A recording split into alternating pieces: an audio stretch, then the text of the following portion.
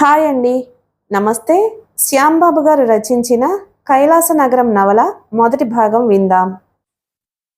డార్జిలింగ్ స్టేషన్లో రైలాగేపటికి రాత్రి 8 అయింది. సన్నని ఈదురుగాలితో పాటు జోరుగా వాన పడుతోంది. కంపార్ట్మెంట్లోనే సూట్ కేసు తెరిచి రెయిన్ కోటు బయటికి తీశాను.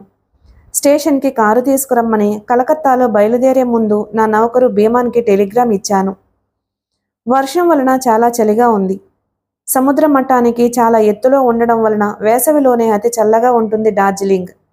ఇక వర్షాకాలంలోనూ శీతాకాలంలోనూ చెప్పక్కర్లేదు. ఉలెన్ హుడెడ్ టోపీని చెవుల మీదకు లాక్కుని ప్లాట్ఫామ్ మీదకు దిగాను. ఎక్కడా భీమాన్ జాడలు తెలియడం లేదు. నా టెలిగ్రామ్ అందిందో లేదో. వర్షాకాలంలో తరచూ టెలిగ్రాఫ్ స్తంభాలు పడిపోయి లైన్లు పాడైపోతూ ఉంటాయి. బహుశా అంది ఉండదు. అంది ఉంటే తప్పక స్టేషన్కొచ్చి ఉండేవాడి. ఇప్పుడిక ఏ ట్యాక్సీలోనే వెళ్ళాలి ఇంటికి. స్టేషన్ బయట ఒకే ఒక ట్యాక్సీ ఉంది. పోర్టరు సూట్ కేసును ముందు సీట్లో పెట్టాడు. నేను సిగరెట్ పారేసి లోపల కూర్చున్నాను. ట్యాక్సీ రయ్యిన డార్జిలింగ్ వీధుల్లోంచి దూసుకుపోసాగింది. క్రేటన్ పాయింట్ చేరుకునేటప్పటికి వర్షం తగ్గిపోయింది. సన్నగా తుంపర పడుతోంది. ఇంటి ముందు ట్యాక్సీ దిగి డబ్బు చెల్లించాను. ట్యాక్సీవాడు చిన్న సలాం చేసి ట్యాక్సీ తిప్పుకుని వెళ్ళిపోయాడు. క్రేటన్ పాయింట్లో చివరి ఇల్లు నాదే. ఎప్పుడో దాదాపు 80 ఏళ్ల క్రితం మా తాతగారు కట్టించింది. మా ఇంటికి కాస్త అవతలకి రోడ్డు ఆగిపోతుంది. అవతల లోయలోకి ఎవ్వరూ ప్రమాదవశాత్తు వెళ్లకుండా 6 అడుగుల ఎత్తున బలమైన కాంక్రీటు గోడ నిర్మించారు. కొండ అంచున అన్ని వాతావరణాలకు తట్టుకునేటట్టు కట్టిన ఇల్లది. కట్టడంలో పురాతన బ్రిటిష్ నిర్మాణ పద్ధతి స్పష్టంగా కనిపిస్తోంది. పోర్టికోలోని ఎలక్ట్రిక్ దీపం కాంతి సింకోనా చెట్ల ఆకుల మీద పడి చిత్రంగా మెరుస్తోంది. గాలికి పొడవాటి ఆ చెట్లు అటూ ఇటూ ఊగుతున్నాయి. ఇంట్లో ఎక్కడా దీపాలు వెలుగుచున్నట్లు లేవు. భీమాన్ ఇంట్లో లేడా? భీమాన్ లేకపోయినా టైగర్ ఏమైనట్లు? టైగర్ మొరగదే? బయట తలుపు మీద చెయ్యి వేశాను. గడవేసి లేదు. నిశ్శబ్దంగా గేటు లోపలికి కదిలింది. క్షణంసేపు ఆశ్చర్యం వేసింది నాకు. చకచక పోర్టికోలో నుండి వరండా వైపు అడుగులు వేశాను. కాంక్రీటు బాట మీద బోట్ల చప్పుడు ఒంటరిగా వినిపిస్తోంది. ఇంటి ముఖద్వారం తలుపులు వేసి ఉన్నాయి. తలుపు తోశాను. తెరుచుకోలేదు. లోపల గడియవేసి ఉండాలి. అయితే భీమాన్ ఇంట్లో ఉన్నాడా? ఉంటే తలుపు తెరవడే? ఎందుకో నా మనసు కీడును శంకించసాగింది. కాలింగ్ బజర్ మీద వేలితో నొక్కాను. లోపల బజర్ మోగుతున్న శబ్దం వినపడుతోంది. భీమాన్ నిద్రపోతున్నాడా? రాత్రి 11 గాని నిద్రపోడతను. ఇంకా 9 కూడా కాలేదు. ఇంట్లోంచి ఏ చప్పుడు వినిపించలేదు. చల్ల గాలి తెమ్మెర ఒకటి రయ్యన వీచింది. ఇంటి ముందు సింకోనా చెట్లు చిత్రమైన శబ్దం చేశాయి. జుయ్యమంటూ. ఎందుకో తెలియకుండా గుండె జల్లుమంది. సూట్ కేస్ కింద పెట్టి తెరిచి టార్చ్ లైట్ బయటికి తీశాను. టార్చ్ వెలిగించి ఇంటి వెనక వైపుకు నడిచాను. అంతా నిశ్శబ్దం. ఎలాంటి కదలిక లేదు. భీమాన్ గట్టిగా పిలిచాను. నా అరుపుకి వెనక కొండగోడ నుంచి చిన్న ప్రతిధ్వని వచ్చింది. వెనుక తలుపు దగ్గరకు నడిచాను. తలుపు మీద చెయ్యి వేసి మెల్లగా నెట్టాను. నిశ్శబ్దంగా తలుపు తెరుచుకుంది. టార్చ్ వెలుతుర్ని ఫోకస్ చేశాను లోపలికి. ఏదో తెలియని విచిత్రమైన సెన్సేషన్ కలుగుతుంది నాకు. గుర్తు తెలియని వాసన ముక్కుపుటాలకు తగులుతోంది. టార్చి తిప్పుతూ వంటిల్లంతా కలియ చూశాను. తలుపు పక్కనే ఉన్న స్విచ్ నొక్కాను. ఎలక్ట్రిక్ దీపం వెలుతురులో కిచెన్కి డైనింగ్ రూమ్కి మధ్య తలుపు తెరిచే ఉంది. గుమ్మంలో నిలబడి గదిలోకి టార్చ్ ఫోకస్ చేశాను. ఎవ్వరూ లేరు. ఎదురుగా డైనింగ్ రూమ్ నుంచి బయట హాల్లోకి ఉన్న తలుపు తెరిచే కనబడుతుంది. గుండెలు ఎందుకో దడదడమంటున్నాయి. భీమాన్ ఇంట్లో లేడని తెలుసు. ఎక్కడున్నట్లు? ఒక అడుగు ముందుకు వేశాను. చటుక్కున ఆగిపోయాను. ఏదో వాసన ఘాటుగా వస్తుంది. టార్చ్ వెలుగు గోడ మీద ఓ స్పాట్లో ఆగిపోయింది. తెల్లని గోడ మీద ఏదో మరక. చిన్నపిల్లాడు నిండుగా ఉన్న రంగు డబ్బాలో బ్రష్ ముంచి విదిలించినట్లు ఎరుపో నలుపో తెలియడం లేదు. మరో 2 అడుగులు ముందుకు వేశాను. ఇప్పుడు స్పష్టంగా తెలుస్తోంది. రక్తం. అవును, రక్తం మరక. ఆ వాసన రక్తం వాసన. మరో అడుగు ముందుకు వేశాను. కాళ్ల కింద మెత్తగా ఏదో తగిలింది. టార్చ్ని కాళ్లవైపు ఫోకస్ చేశాను. టైగర్. Yes, tiger. తల చితికి రక్తం అడుగులో పడి ఉంది. మృత్యు కౌగిలిలో దాని పళ్ళు వికృతంగా భయంకరంగా బయటికి పొడుచుకొచ్చి కనిపిస్తున్నాయి. వెన్నులో నుంచి చలి తన్నుకొచ్చి క్షణం ఒళ్ళు జలధరించింది. బయట ఈదురుగాలితో పాటు హోరున వర్షం కురుస్తోంది. చటుక్కున ఇంట్లోకి పరిగెత్తాను. వెళుతూ ఒక్కొక్క లైటు వెలిగించుకుంటూ వెళ్ళాను. హాలులో లైటు వెలిగించి క్షణంసేపు చుట్టూ చూశాను. ఒక్కసారి గుండె ఆగి మళ్లీ కొట్టుకోవడం మొదలుపెట్టింది. హాలుకి వరండాకి మధ్య ఉండే తలుపు పక్కగా భీమాన్ పడి ఉన్నాడు. చకచక అతని దగ్గరకు నడిచాను. దగ్గరగా వెళ్లి చూడగానే తెలుస్తుంది భీమాన్ శరీరంలో ప్రాణం లేదని. నుదుటి మధ్య ఎర్రటి రంధ్రం, చిన్నది, అంచుల చుట్టూ నల్లగా మాడిపోయింది. హత్య జరిగి 1-2 గంటల కంటే ఎక్కువ కాలేదనిపించింది. 40 ఏళ్లుంటాయి భీమాన్కి. నాకు 10 ఏళ్లు ఉంటాయేమో అతన్ని మొదటిసారిగా డొమెస్టిక్ సర్వెంట్గా కలకత్తా నుంచి తీసుకొచ్చినప్పుడు. ఇప్పుడు నా వయసు 30. గత 20 ఏళ్లలోనూ నా జీవితంలో చాలా మార్పులు జరిగాయి. ఇంతకాలము ఎంతో విశ్వాసంగా పనిచేశాడు మా ఇంట్లో. మా కుటుంబ సభ్యుల్లో ఒకడిగా కలిసిపోయాడు. భీమాన్ చనిపోయాడనే నిజం మనసులోకి ఇంకి దుఃఖం పెళ్ళుబుకింది. హాల్ అంతా చిందరవందరగా ఎవరో ప్రతి వస్తువును కదిపినట్టు కనిపిస్తుంది. హడావిడిగా ఎవరో దేనికోసమో వెతికినట్లు కనిపిస్తుంది ఆ దృశ్యం చూస్తుంటే. మతిపోయిన మనిషికి మళ్ళీ లేచి డ్రాయింగ్ రూంలోకి నడిచాను. డ్రాయింగ్ రూమ్ పరిస్థితి అలాగే ఉంది. గోడలోకి అమర్చబడి ఉన్న ఐరన్ సేఫ్ ముందు తగిలించిన శివపార్వతుల పటం కింద పడి ముక్కలైంది. సేఫ్ తలుపు ఊడిపోయి కనిపిస్తుంది. చాలా పాతకాలపు సేఫ్ అది. ఏదో పేలుడు పదార్థంతో తలుపు తెరిచినట్టు స్పష్టంగా తెలుస్తుంది. ఆ సేఫ్లో ఎప్పుడూ డబ్బు దాచిపెట్టను నేను. ఉన్నదేదో బ్యాంకులో ఉంటుంది. ముఖ్యమైన కాగితాలు, పాతకాలపు నగలు అమ్మవి ఉన్నాయి అందులో. కాగితాలన్నీ కెలికి చెల్లాచెదురు చేసి పారేశారు. దంతపు పెట్టెలో ఉన్న నగలు అలానే ఉన్నాయి. డ్రాయరు అరలన్నీ సగం సగం తెరిచి ఉన్నాయి. పై అరలో 400 పెట్టాను కలకత్తాకి వెళ్లే ముందు. ఆ క్యాష్ మాత్రం కనిపించలేదు. హాలులోకొచ్చి పోలీస్ క్రైమ్ బ్రాంచ్ నెంబర్ తిప్పాను. ఇన్స్పెక్టర్ గుర్ముఖ్ సింగ్ పలికాడు. క్లుప్తంగా జరిగిన విషయం వివరించి ఫోన్ పెట్టేశాను. నేను హాలు తలుపు తెరిచి వరండాలోకి వెళ్లి నిలబడ్డాను. వర్షం ఉధృతంగా కురవకపోయినా ఇంకా జల్లు పడుతూనే ఉంది. గాలి మాత్రం హోరున వీస్తుంది. బయట గేటు తెరిచే ఉంది. 15 గంట తరువాత పోలీసు కారు, దాని వెనుక అంబులెన్సు వచ్చి వరండా ముందు పోర్టికోలో ఆగాయి. పోలీసులు తమ పని ముగించుకుని వెళ్లేప్పటికీ రాత్రి 2 అయింది. రాత్రి డ్రాయర్లో ఉన్న 400 కరెన్సీ తప్ప మరేమీ పోలేదని తెలిసింది. ఇంట్లో ప్రవేశించిన వ్యక్తి కేవలం దొంగే అయితే దంతపు పెట్టెలోని బంగారు ఆభరణాలు కూడా తీసుకునేవాడు. దాదాపు 6 తులాల బరువుంటాయి. ఎంత లేదన్నా 4-5 వేలు వస్తాయి వాటికి మార్కెట్లో. చాలా పురాతన ఇల్లు మాది. చూడ్డానికి డబ్బు గలవాళ్ల ఇల్లులా కనిపించదు. నిజానికి నేను ధనవంతుణ్ణి కాదు. నెలకు 800 రూపాయల ఉద్యోగం నాది. నేషనల్ మౌంటైనరింగ్ ఇన్స్టిట్యూట్లో ఇన్స్ట్రక్టర్ని నేను. దొంగలు ఇళ్లల్లో జొరబడే ముందు ఆ ఇంట్లో మనుషుల్ని గురించి వాకపు చేస్తారంటారు. ఒక మనిషిని చంపేంత రిస్క్ తీసుకునే ఆ దొంగ నన్ను గురించి తెలుసుకోకుండా దొంగతనానికి వచ్చాడా? భీమాన్ శరీరం పడి ఉన్న పొజిషన్ని బట్టి అతను తలుపు తీయగానే ఆ దొంగ పాయింట్ బ్లాంక్గా భీమాన్ని కాల్చినట్లు తెలుస్తుంది. అంటే దొంగతనం చేస్తూ ఉండగా పట్టుబడి తప్పించుకోవడానికి కాల్చినట్టు లేదది. ఇంట్లోకి రాకపూర్వమే ఇంట్లో ఎవరున్నా చంపేయినా సరే తన పని పూర్తి చేసుకోవాలనే ఉద్దేశంతో దొంగ వచ్చినట్లు కనిపిస్తుంది. దొంగిలించడానికి గొప్ప వస్తువులేమీ లేవు ఇంట్లో. నేను అమెరికన్ బృందంతో కలిసి ఎవరెస్ట్ శిఖరం ఎక్కినప్పుడు మన దేశస్థులు ఇచ్చిన బహుమతులు, మెడల్స్ ఉన్నాయి. పర్వతారోహణకు ఉపయోగించే ఐస్ యాక్స్లు, ఇన్సులేటెడ్ బూట్లు, థర్మల్ వేర్ ఉన్నాయి. దొంగిలించిన అవి కొనే వ్యక్తులు బహు తక్కువ. లేక కాస్త మతిస్థిమితం లేని దొంగ? ఏమో, అయ్యుండాలి. ఇన్స్పెక్టర్ సింగ్ ఫోన్ చేసి ఈ ప్రాంతంలో పాత దొంగలందరినీ రౌండప్ చేశానని, వాళ్లల్లో ఎవరూ హంతకులు కారని, హత్యలు చేసే ధైర్యం వాళ్లకు లేదని, గట్టి ప్రయత్నాలు చేస్తున్నామని చెప్పాడు. మళ్లీ ఫోన్ మోగింది. రిసీవర్ ఎత్తాను. Hello hello, is it mister Vishal? ఎవరో గుర్తుకు రావడం లేదు. పరిచయమైన గొంతు కాదు. అమెరికన్ యాక్సెంట్లా ఉంది. Yes, who is it please అన్నాను. చిన్న నవ్వు అవతల వైపు నుండి. మిస్టర్ విశాల్, రాత్రి నీ ఇంట్లో మర్డర్ ఎందుకు జరిగిందో నాకు తెలుసు అన్నది అవతలి కంఠం. వాట్ అన్నాను ఆశ్చర్యంగా. ఎస్ మిస్టర్ విశాల్, భీమాన్ ఎందుకు హత్య చేయబడ్డాడో, నీ ఇంట్లో ప్రవేశించిన హంతకుడెవరో నాకు తెలుసు. తెలిస్తే వెంటనే పోలీసులకు తెలియచేయి అన్నాను కోపంగా. అతని ధోరణి నాకేమీ నచ్చలేదు. మళ్ళీ చిన్న నవ్వు. లేదు మిస్టర్ విశాల్, ఇది పోలీసులకు తెలియచేయకుండా ఉండడం మంచిది. విషయాలు తెలుసుకోవాలనుకుంటే సాయంత్రం 6 గంటలకి టూరిస్ట్ ప్యారడైజ్ దగ్గరకు రా. What the hell you mean? Who are you? Never mind mister Vishal. నేను చెప్పింది జాగ్రత్తగా గుర్తుంచుకోండి. No police complaint. ఈ విషయం మనిద్దరి మధ్య ఉండాలి. ఈ రహస్యం తెలుసుకోవడం వల్ల మీకు నాకు లాభం చేకూరుతుంది.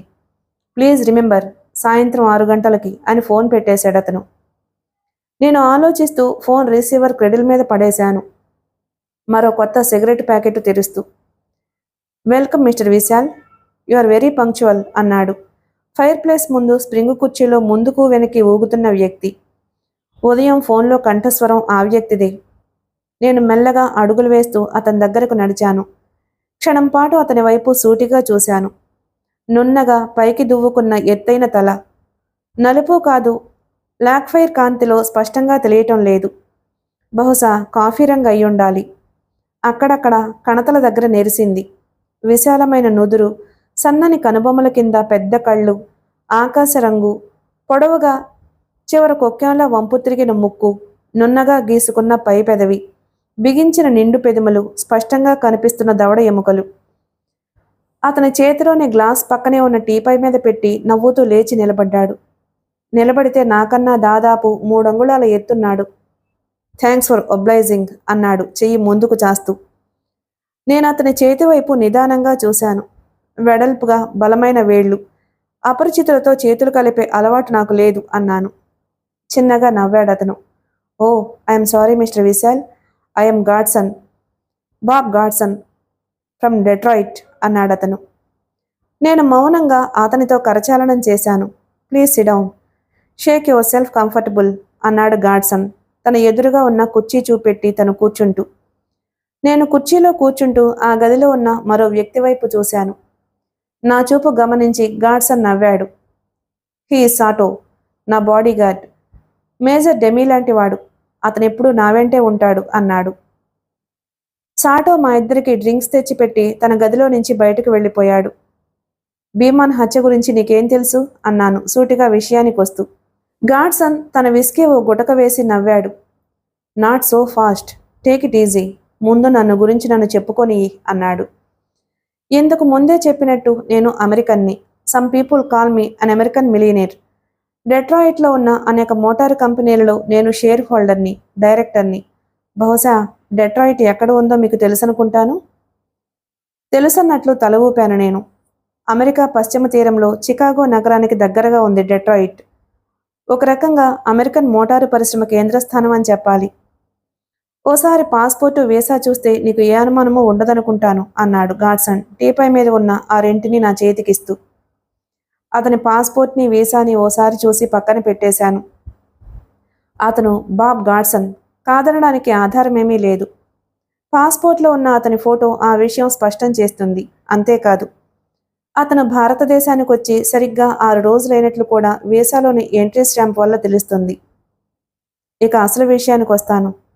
నేను పారిశ్రామికవేత్తనే అయినప్పటికీ లక్షలకి అధికారినైనా అందరూ అనుకునేంత బిజీ మనిషిని కాదు. నా తరపున బిజినెస్ మేనేజ్ చేయడానికి ఎందరో బ్రిలియంట్ బిజినెస్ ఎగ్జిక్యూటివ్లు, సాలిసిటర్లు, అకౌంటెంట్లు ఉన్నారు. డబ్బు ఈ ప్రపంచంలో చెయ్యలేని పని దాదాపు ఏదీ లేదు. అంచేత చేతి నిండా డబ్బు, దాన్ని ఖర్చు పెట్టడానికి సమయము ఉన్నాయి నాకు. అయితే కొంతమంది మిలీనియర్ల గ్యాంబ్లింగ్, ఇతర అలవాట్లలో నా సమయాన్ని, డబ్బుని నేను ఎప్పుడూ వృధా చేయలేదు.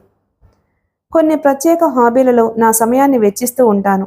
అందులో మౌంటనీరింగ్ రెండవది, పాత పుస్తకాల సేకరణ. మౌంటనీరింగ్లో నీ అంత పేరు ప్రఖ్యాతలు లేకపోయినా రాఖీ, ఆండీస్ మొదలైన పర్వత శ్రేణుల్లోని కొన్ని ఎత్తైన శిఖరాలను నేను కొందరు పర్వతారోహకుల బృందంతో కలిసి ఎక్కాను. గాడ్సన్ విస్కీ ఓ సిప్ చేసి సిగరెట్ దమ్ములాగి నా వంక చూశాడు. వెరీ ఇంట్రెస్టింగ్ మిస్టర్ గాడ్సన్ అన్నాను నేను అతన్ని మరింత పరిశీలనగా చూస్తూ.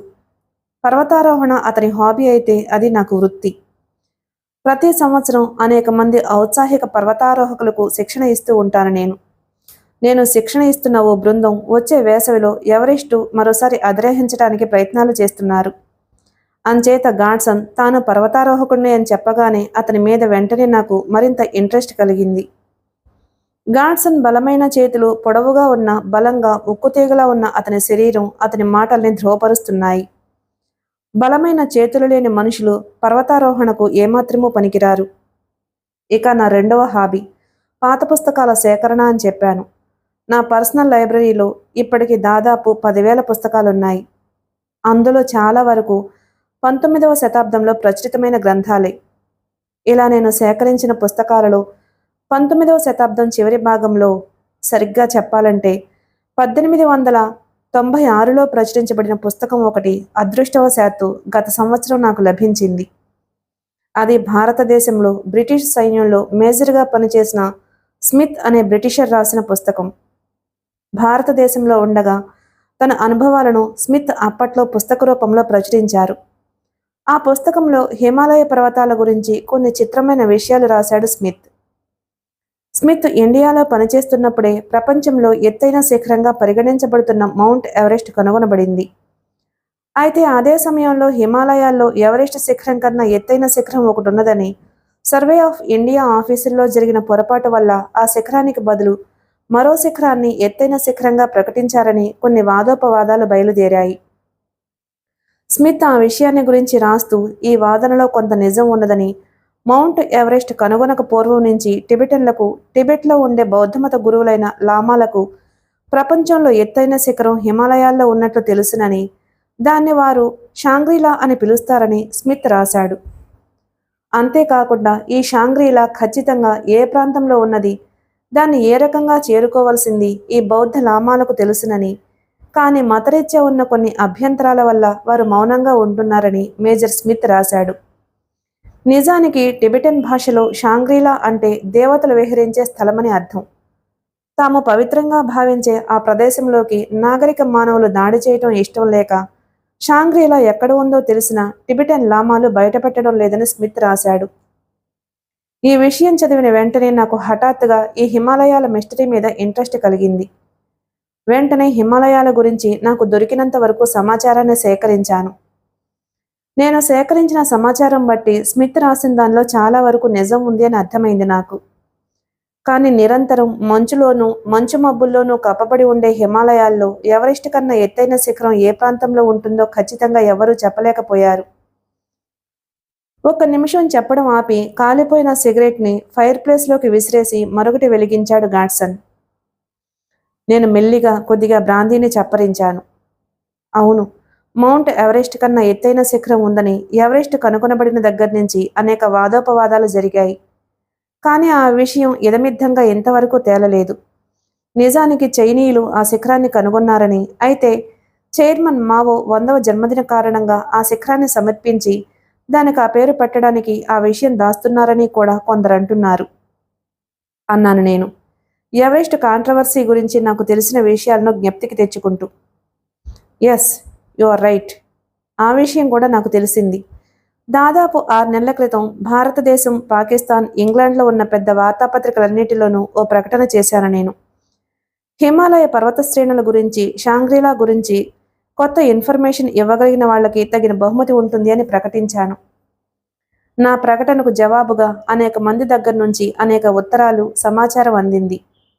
అయితే వాటిలో ఇదివరకు నా దగ్గర లేని కొత్త విషయాలు ఏమీ లేవు.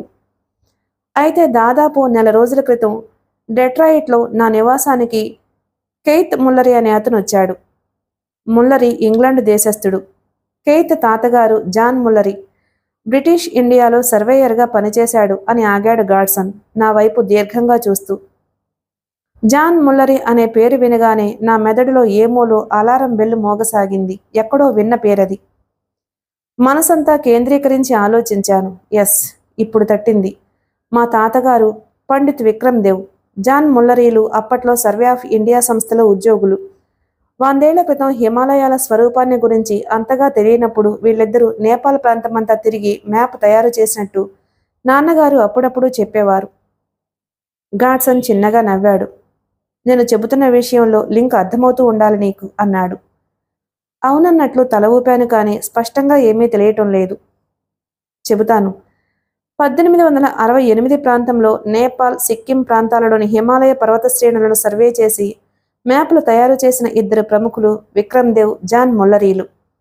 అయితే ఆ సమయంలోనే వారిద్దరూ అదృష్టవశాత్తు షాంగ్రీలాను చేరుకోవడానికి దారి కనుక్కున్నారు. వాట్?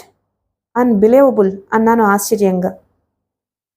నేను మొదట అలాగే అనుకున్నాను.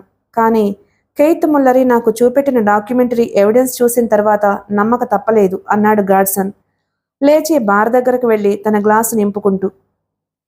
ఏమిటా డాక్యుమెంటరీ ఎవిడెన్స్ అడిగాను. నీకు నిజంగా తెలియక అడుగుతున్నావా విశాల్ అన్నాడు గాడ్సన్ తిరిగి వచ్చి తన చైర్లో కూర్చుంటూ. హానెస్ట్ టు ద గాడ్ నాకేం తెలీదు అన్నాను నేను, గాడ్సన్ ప్రశ్న అర్థం కాక. Okay, I have something to lose, చెబుతాను విను. విక్రమ్ దేవ్ జాన్లు బౌద్ధనామాల వేషంలో నేపాల్ సిక్కిం ప్రాంతమంతా పర్యటిస్తూ సర్వే చేశారు. ఆ పర్వతాల్లో వారు సంచరిస్తున్న సందర్భంలో అదృష్టవశాత్తు షాంగ్రీలాకు వాళ్ళిద్దరూ దారి కనుక్కోవడం జరిగింది. అనుకోని విధంగా ఈ షాంగ్రీలా ఎవరెస్టు కన్నా ఎత్తైన శిఖరం చుట్టూ ఉందని తెలిసింది. ఈ పర్వత ప్రాంతమంతా సరిగ్గా చెప్పాలంటే ఈ షాంగ్రీలా శిఖరం బంగారు వెండి లోహాల సమ్మేళనంతో ఏర్పడిందని, దాన్ని చేరుకోవడం 100 ఏళ్లకొక్కసారే సాధ్యపడుతుందని జాన్ ముల్లరీ తన కొడుకుకు అంటే కెయిత్ ముల్లరీ తండ్రికి రాసిన ఉత్తరంలో పేర్కొన్నాడు. ఉత్తరమా అన్నాను నేను ఆశ్చర్యంగా. ఐఎమ్ సారీ, విషయం పూర్తిగా చెప్పలేదు నేను అని విస్కీ మరో గుటక వేసి, మొదట విక్రమ్ దేవ్ జాన్లు షాంగ్రీలాను కొనుగొన్నప్పుడు వారికి నిజమైన షాంగ్రీలా చూసే అవకాశం లేకపోయింది. జాన్ ముల్లరీ ఉత్తరాన్ని బట్టి నేను తెలుసుకున్నదేమిటంటే షాంగ్రీలా శిఖరం చుట్టూ అంతులేని అఘాతం ఉందని, ఆ అఘాతం 100 ఏళ్లకొకసారి పూడిపోయి షాంగ్రీలాకు దారి ఏర్పడుతుందనేను. ఆ వివరాలన్నీ ఆ ఉత్తరం చదివినప్పుడు నీకు అర్థమవుతాయి. అంచేత వారిద్దరూ షాంగ్రీలా వరకు చేరుకోగలిగారు, కానీ షాంగ్రీలాను చేరుకోలేకపోయారు. అయితే ఇండియాకి తిరిగొచ్చే ముందు వారిద్దరూ కలిసి ఒక ఒప్పందానికి వచ్చారు. అదేమంటే మళ్ళీ మరో 100 ఏళ్లకు అంటే ఈ సంవత్సరం చివరికి సరిగ్గా 100 ఏళ్లు పూర్తవుతాయి. మళ్ళీ షాంగ్రీలాకు దారి ఏర్పడుతుందని, కాబట్టి ఆ రహస్యాన్ని అంతవరకు దాచి తమ తరువాత తరాల వారికే ఆ శిఖరాన్ని కనుగొన్న కీర్తి దక్కాలని వారు నిశ్చయించుకున్నారు. ఆ ఒప్పందం ప్రకారంగా షాంగ్రీలాను చేరుకునే దారి చూపించే మ్యాప్ ఒకదాన్ని తయారు చేశారు. భద్రత కోసం ఆ మ్యాప్ను మధ్యకు 2 ముక్కలు చేసి ఓ సగం విక్రమ్ దేవ్ మరో సగం జాన్ ముల్లరీ తీసుకున్నారు. అంటే భవిష్యత్తులో తిరిగి ఆ 2 కుటుంబాలు వారు మాత్రమే కలిసి ఆ శిఖరాన్ని చేరుకోవాలని వాళ్ళ ఉద్దేశం అన్నమాట. అంటే ఆ మ్యాప్ 2 ముక్కలు కలిపితే తప్ప షాంగ్రీలా చేరుకునే మార్గం తెలియదన్నమాట. జాన్ ముల్లరీ ఈ మ్యాప్ను మరికొన్ని వివరాలున్న ఓ ఉత్తరాన్ని తన మనవడు కెయిత్ ముల్లరీకి అందజేశాడు. అయితే కెయిత్ ముల్లరీ తన తాతగారి ఆశయాలకు అనుగుణంగా పెరగలేదు. కెయిత్ ముల్లరీకి అటు సరైన విద్య గాని, పర్వతారోహణలో శిక్షణ గానీ లేవు. వాటి మీద అతనికి ఇంట్రెస్టు లేదు. దానికి తోడు ఆస్తి కూడా ఏమీ లేకపోవడంతో జులాయిగా తయారయ్యాడు. అతను హెరాయిన్, ఎల్ఎస్డి లాంటి మత్తు పదార్థాలకు కూడా అలవాటు పడ్డాడని అనుమానం నాకు. ఏమైతేనే అతి దీనదశలో ఉన్న కెయిత్ ముల్లరీ అతి హీనదశలో ఉన్నప్పుడు ఇంగ్లాండ్ పత్రికల్లో వెలువడిన నా ప్రకటన చూడడం తటస్థించింది. వెంటనే అతను నన్ను కలుసుకున్నాడు. ఆ పత్రాలకు ఎంతో కొంత ముట్టపోతుందా అనే ఉద్దేశంతో. కెయిత్ ఇచ్చిన పత్రాలు చదవగానే ముందు నాకు ఆశ్చర్యం, తర్వాత ఎంతో ఉత్సాహం కలిగాయి. $10,000 ఆ 2 పత్రాలను అతని దగ్గర నుంచి కొన్నాను నేను. నిజంగా షాంగ్రీలా ఉంటే దాన్ని కనుక్కోవాలి అనే నిశ్చయం నాలో దృఢపడింది. వెంటనే ఇండియా బయలుదేరొచ్చాను. బహుశా నేను ఇండియా ఎందుకు వచ్చానో ఇప్పటికి నీకు అర్థమై ఉంటుంది. ముల్లరీ నాకమ్మిన మ్యాప్ 2వ భాగం నీ దగ్గరుంది. పండిట్ విక్రమ్ దేవుకి ఉన్న ఒకే ఒక్క మనవడివి నువ్వు. సో తప్పకుండా ఆ మ్యాప్ మీ తాతగారు నీకు అందజేసి ఉండాలి.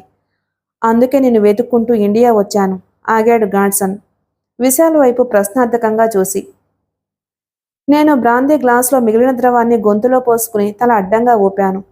సారీ ఫ్రెండ్, నా దగ్గర అలాంటి మ్యాపులు కానీ ఉత్తరాలు కానీ ఏమీ లేవు. నిజంగా అలాంటి రుజువు ఏమైనా ఉంటే ఎవరెస్ట్ కన్నా ఎత్తైన శిఖరాన్ని కనుక్కోవడానికి ఆ సగం మ్యాప్తోనే నేను బయలుదేరి ఉండేవాణ్ణి. పైగా మా తాతగారు నేను పుట్టక ముందే పోయారు. మా నాన్న నాలాగే పర్వతారోహకుడు. కాంచనగంగ శిఖరాన్ని ఎక్కిన మొదటి బృందం సభ్యుడు ఆయన. నిజంగా అలాంటి మ్యాప్ ఉండి ఉంటే షాంగ్రీలాను కనుక్కోవడానికి ఆయనే ప్రయత్నించి ఉండేవాడు, లేదా కనీసం నాకన్నా అందజేసి ఉండేవారు అన్నాను. Maybe you are speaking the truth. కానీ మీ నాన్నగారు ఓ ప్లేన్ యాక్సిడెంట్లో పోయారని విన్నాను. తను అంత త్వరగా చనిపోతాడని ఆయన అనుకుని ఉండరు. పైగా మీ నాన్నగారు చనిపోయేటప్పటికి నీ వయసు ఎంత అడిగాడు గాడ్సన్. 15. అప్పటికే మౌంటనీరింగ్ నేర్చుకుంటున్నాను అన్నాను అతని ప్రశ్న అర్థం కాక. You see my point. బహుశా నువ్వు మౌంటనీరింగ్లోనూ రాక్ క్లైంబింగ్లోనూ పూర్తి నిష్ణాతుడివి అయ్యే వరకు నీ ఫాదర్ ఆ విషయం చెప్పదలుచుకోలేదు అనుకుందాం. ఈలోగా ఈ యాక్సిడెంట్లో ఆయన పోయారు. బహుశా ఆ ఉత్తరాలు మ్యాపు మీ ఇంట్లో ఉండి ఉండాలి అన్నాడు గాడ్సన్ నా వైపు రెప్పవేయకుండా దీక్షగా చూస్తూ. రాత్రి జరిగిన సంఘటనలు నా కళ్ల ముందు ఒక్కసారి గిర్రున తిరిగాయి. బహుశా గాడ్సన్ నిజమే చెబుతూ ఉండుండాలి. ఇంతకు రాత్రి నా ఇంట్లో జొరబడి భీమాన్ని హత్య చేసిందెవరు? కెయిత్ ముల్లరి. అంటే కెయిత్ ముల్లరి ఆ మ్యాప్ను దొంగిలించడం కోసమే నా ఇంట్లో జొరబడి భీమాన్ను హత్య చేశాడంటావా అన్నాను సాలోచనగా. అవును, రాత్రి నీ ఇంట్లో ప్రవేశించింది ముల్లరియే అయి ఉండాలి. ముల్లరి దగ్గర ఆ పత్రాలు కొనేప్పుడు ఓ విషయం స్పష్టంగా తెలుసుకోవడం మర్చిపోయాను నేను. అదే నేను చేసిన పొరపాటు. బహుశా ముల్లరి దగ్గర నాకు అమ్మిన పత్రాల నకళ్ళు ఉండి ఉండాలి. అందుచేత ఆ పత్రాలు అమ్మి సంపాదించిన సొమ్ముతో ఇండియా చేరుకుని నీ మ్యాప్ను సంపాదించి తనే షాంగ్రీలా చేరుకోవడానికి ముల్లరి ఎత్తువేసి ఉండాలి. అసలు ఆ పనిచేసింది ముల్లరి అని రుజువేమిటి? మరి ఎందుకోసమో ఆ దొంగతనం జరిగి ఉండొచ్చుగా అన్నాను నేను. నో విశాల్, 2 రోజుల క్రితం నీ ఇంటి ప్రాంతాల్లో ముల్లరి తచ్చాడడం సాటో చూశాడు. నువ్వు కలకత్తా వెళ్తావని తెలిసి నీ ఇంటి ప్రాంతంలో సాటోని కాపలా పెట్టాను. అతను నిన్ను కలుసుకోవడానికి ప్రయత్నిస్తున్నట్టు అనుకున్నాను, కానీ ఇలా ఇంట్లో జొరబడతాడు అని అనుకోలేదు. సాటోని చూసి ముల్లరి పారిపోయాడు. నేను రంగంలోకి దిగితే నీ దగ్గర నుండి ఆ పత్రాలు సంపాదించడం కష్టమని గ్రహించి నువ్వు రాకముందే ఆ పత్రాలు సంగ్రహించడానికి ఇంట్లో ప్రవేశించి ఉంటాడు అన్నాడు గాడ్సన్. ఎక్కడున్నాడు ముల్లరి ఇప్పుడు అన్నాను, భీమాన్ మరణం గుర్తుకొచ్చి. మళ్ళీ నాలో కోపం పెళ్ళుబుకుతోంది. అదే తెలియదు. ఈ 2 రోజులు బట్టి అతన్ని ట్రేస్ చేయడానికి ప్రయత్నిస్తూనే ఉన్నాను. నన్ను డబుల్ క్రాస్ చేసినందుకు వాణ్ణి చితకొట్టాలని నాకు ఉంది. హైసి అన్నాను సిగరెట్ వెలిగిస్తూ. ముల్లరి అమ్మిన పత్రాలు నేను చూడొచ్చా అన్నాను. ష్యూర్, కానీ అవి నా దగ్గర లేవు. ఈ ఊరు రాగానే వాటిని మర్కండైల్ బ్యాంక్ సేఫ్టీ వాల్ట్లో దాచాను. వాటిని నా దగ్గర అట్టిపెట్టుకుని రిస్క్ తీసుకోవడం ఇష్టం లేదు అన్నాడు. మరో విషయం గాడ్సన్, అసలు ఆ పత్రాలన్నీ నిజమైనవని, నకిలీలు కావని ముల్లరి నిన్ను మోసం చేయడం లేదని గ్యారెంటీ ఏమిటి? గాడ్సన్ చిన్నగా నవ్వాడు. ఆ పత్రాలను చూడగానే నాకు అదే అనుమానం వచ్చింది. అందుకే వెంటనే వాటిని ఆర్కలాజికల్ ఎక్స్పర్ట్ చేత పరీక్ష చేయించి కార్బన్ డేటింగ్ టెస్టులు చేయించాను. ఆ కాగితాలు, సిరా అన్నీ 19వ శతాబ్దంలోవేనని రుజువైంది. ఐసి, రేపొకసారి ఆ పత్రాలు తీసుకొస్తావా? నేను చూడాలి అన్నాను. సారీ బ్రదర్, రిస్క్ తీసుకోదలుచుకోలేదని ముందే చెప్పాను నీకు. ఆ పత్రాలు చూసిన తర్వాత నువ్వు మళ్ళీ కనిపిస్తావని గ్యారెంటీ ఏమిటి? ఆ మ్యాప్ని గుర్తుపెట్టుకుని మరో మ్యాప్ గీసి నీ దగ్గర మ్యాప్తో కలిపి నువ్వొక్కడివే షాంగ్రీలాకి వెళ్ళిపోవని గ్యారెంటీ ఏమిటి అన్నాడు Godson. Don't be silly Godson, అలా 2వ మ్యాప్ నా దగ్గర లేనే లేదు అన్నాను కోపంగా. గాడ్సన్ నవ్వాడు. అందుకనే నువ్వు ఆ 2వ మ్యాప్ సంపాదించు. మీ ఇంట్లోనే ఎక్కడో ఉంటుంది, లేదా అది ఎక్కడ ఉందో తెలిసే క్లూ అయినా దొరుకుతుంది. అది దొరికిన తర్వాత మనిద్దరం ఒకేసారి కూర్చుని రెంటిని కలిసి పరిశీలిద్దాం. నేను లేచి నిలబడ్డాను. Okay Godson, you are a good company అన్నాను బయటకు వెళ్ళడానికి ఉద్యుక్తుడినవుతూ. గాడ్సన్ కూడా లేచి నిలబడ్డాడు. It is my pleasure Vishal, కానీ ఓ విషయం గుర్తుపెట్టుకో, ఈ రహస్యం ఎవ్వరికీ తెలియనివ్వకు. ముల్లరి హత్య చేసినట్లు తెలిస్తే పోలీసులు డొంకంతా కదుపుతారు. విషయం ఏమాత్రం బయటపడినా ఈ వార్త నిమిషాల్లో ప్రపంచమంతా పాకిపోతుంది. ఆ తరువాత మన చేతుల్లో ఏమీ ఉండదు అన్నాడు నాతో పాటే గది బయటకొస్తూ. Sure, I will remember that. Good night Godson అన్నాను బయట చలిగాలిలోకి అడుగు పెడుతూ. సరున ఓ చిన్న స్పోర్ట్స్ కార్ వచ్చి ఆగింది నా పక్కన. Please get in mister Vishal, మిమ్మల్ని ఇంటి దగ్గర డ్రాప్ చేస్తాను అన్నాడు డ్రైవింగ్ సీట్లోంచి సాటో. ఇంటి ముందు సాటో కారు ఆపేటప్పటికీ రాత్రి 1 గంట అయింది. థ్యాంక్స్ సాటో అన్నాను కారు దిగుతూ. It is nothing sir, good night అన్నాడు సాటో కారు రివర్స్ చేసుకుంటూ. సాటో కారు సందు మలుపు తిరిగే వరకు అక్కడే నిలబడి మెల్లగా ఇంటివైపు అడుగులు వేశాను. చలిగాలి రివ్వున వేస్తుంటే సింకోనా చెట్లు గమ్మత్తైన హోరు సృష్టిస్తున్నాయి. క్షణం రాత్రి జరిగిన సంఘటనలు గుర్తొచ్చి ఒళ్ళు గగురు పొడిచింది, కానీ రాత్రి సంఘటన కన్నా గాడ్సన్ మాటలే నా చెవుల్లో గింగురుమంటున్నాయి. నిజంగా షాంగ్రీలా ఉందా? తాతగారు నిజంగా దేవతలు విహరించే షాంగ్రీలాకు దారి కనుగొన్నారా? ఏమో, ఆయన రాసిన మ్యాప్ నేను స్వయంగా చూసే వరకు నమ్మలేను. తలుపు తాళం తీసి హాలులోకి అడుగు పెట్టాను. తలుపు మూసి తలుపు పక్కనే ఉన్న స్విచ్ నొక్కాను. క్షణంపాటు గుండె జల్లుమంది. గుడ్లప్పగించి అలానే చూస్తూ ఉండిపోయాను. Welcome back mister Vishal. పిచ్చి పనులు చేయక. అతని చేతిలో పిస్తోలు సూటిగా నా గుండెల మీదకి గురిపెట్టబడి ఉంది. ఊపిరి పీల్చడం మానేసినట్టు శిలాప్రతిమల అలాగే నిలబడిపోయాను. దాదాపు 25 సంవత్సరాలుంటాయి అతనికి. ఆంగ్లేయుడని చూడగానే తెలుస్తుంది. భుజాల మీదకు పడుతున్న రాగిరంగు జుట్టు, దుబ్బుగా పెరిగిన గడ్డం మీసాలు, సన్నని కనుబొమ్మల కింద కలలు కంటున్నట్లు కళ్ళు, పెద్ద ముక్కు, నోరు ఉందా లేదా అన్నట్టు సన్నని పెదములు, ఉలెన్ స్వెట్టరు, క్యాన్వాస్తో కుట్టిన జీన్సు వేసుకున్నాడతను. కాళ్లకు ఇన్సులేటెడ్ రబ్బర్ బూట్లు. సందేహం లేదు, ఇతనే కెయిత్ ముల్లరే అయి ఉండాలి. గుండె వేగం తగ్గి మామూలుగా కొట్టుకోవడం మొదలుపెట్టింది. నిన్ను గురించి అంతా ఇప్పుడే తెలుసుకుని వస్తున్నాను ముల్లరి అన్నాను నేను గంభీరంగా. అతని కళ్లల్లో క్షణం ఆశ్చర్యం కనిపించింది. సో గాడ్సన్ని కలుసుకున్నావన్నమాట. అతని కంఠస్వరం కీచుగానూ పెద్దదిగానూ ఉంది. ఎస్. నువ్వు ఆ రివాల్వర్ పక్కన పెట్టేస్తే ఇద్దరము కూర్చుని మాట్లాడుకోవచ్చు అన్నాను కదలకుండానే. కీచుగా నవ్వాడు ముల్లరి. ఇది రివాల్వర్ కాదు, ఆటోమేటిక్ పిస్తోలు. పిచ్చి వేషాలు వేస్తే దీనిలోని 8 గుళ్ళు నీ గుండెల్లోంచి దూసుకుపోతాయి. సారీ, పిస్తోలుకి రివాల్వర్కి మధ్య తేడా అంతగా నాకు తెలియదు. వాటి అవసరం నాకు ఎప్పుడూ కలగలేదు. ఈ పిస్తోల్తోనేనా భీమన్ని టైగర్ని కాల్చి చంపావు? నాలో మళ్ళీ కోపం రగులుకుంటుంది. ఏదో ఓ రకంగా వీడిని మాటల్లో పెట్టి ఆ పిస్తోలు లాక్కుని చితకతన్నాలనిపిస్తుంది. ఓ, వాడి పేరు భీమన్ అన్నమాట. Poor fellow. ఒక్క షాటుకి చచ్చిపోయాడు. ఆ కుక్క మాత్రం బుల్లెట్ తగిలినా నా కాలు కరిచి చావలేదు అన్నాడు ముల్లరి. శభాష్ టైగర్ అనుకున్నాను మనసులోనే. ఏం కావాలి ఇప్పుడు నీకు అని అడిగాను. ది ప్లాన్, షాంగ్రిలా ప్లాన్ అన్నాడు ముల్లరి నవ్వుతూ. నిన్నీ క్షణంలో పోలీసులకు పట్టిస్తే నీకు ఉరిశిక్ష పడుతుంది అని మర్చిపోయినట్టున్నావు. దొంగతనంతో పాటు హత్య చేసిన నేరానికి నీకు సులభంగా మరణదండన విధిస్తారు అన్నాను అతని చేతుల మీద నుంచి దృష్టి తిప్పకుండా. Hanging my foot. ఎక్కడుందా ప్లాన్ అరిచాడు ముల్లరి. అంత విలువైన వస్తువుని ఇంట్లో ఎలా పెడతాననుకున్నావు ముల్లరి? అది నా బ్యాంకు లాకర్లో ఉంది. నేను పర్సనల్గా వెళితే తప్ప ఆ లాకర్ని తెలవనివ్వరు అన్నాను నవ్వుతూ. ఐ డోంట్ బిలీవ్ ఇట్ అన్నాడు కోపంగా. అది నీ కర్మ. నిజం చెబితే నమ్మకపోతే నేనేమనుకోవాలి? ఆ ప్లాన్ బ్యాంక్ లాకర్లో ఉంది కాబట్టే అది నిన్న ఎంత వెతికినా నీకు దొరకలేదు. ఇప్పటికైనా ఆ రివాల్వర్ పక్కన పెట్టి మనిషిలా ప్రవర్తించు అన్నాను ఒక అడుగు ముందుకు వేసి. యువర్ ఎ లయర్ అన్నాడు చెట్టుకొని నా దగ్గరకొచ్చి ఎడం చేత్తో చెంప మీద ఈడ్చి కొడుతూ. అదే అతను చేసిన పొరపాటు.